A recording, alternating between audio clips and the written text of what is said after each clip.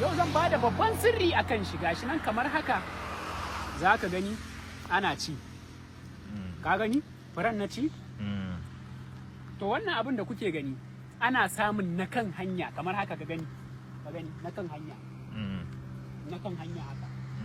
ba ni nan kawai na kan hanya ba ga hanya ba ta rufe hanya to irin shi ake samu sai a tsinki wannan din furen cikin kamar wannan furen cikin nan haka sai a tara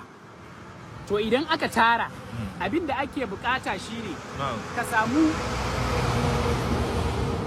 wannan sigan nan dunkulen sigan nan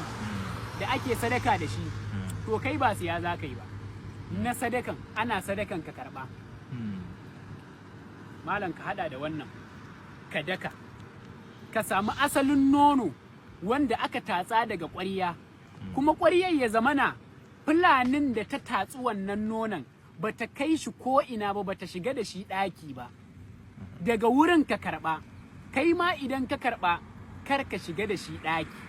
in an ce ɗaki musamman inda ake kwanciya a yi bacci za ka iya shiga da shi shago za ka iya shiga da shi waje da yawa amma banda ɗakin da ake kwanciya mai gado a ciki in kun fahimta kenan in na ce gado na san an fahimta so idan aka samu waɗannan abubuwan shi wannan furen nan na ciki din nan wannan cinye abin nake saboda muna cin shi a jeji already in aka samu wannan din da yawa zaka samu in ka hada da wannan sigar idan ka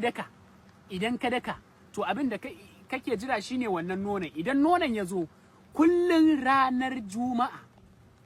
ranar juma'a idan ka manta ranar juma'a baka yi ba kana iya yin shi lahadi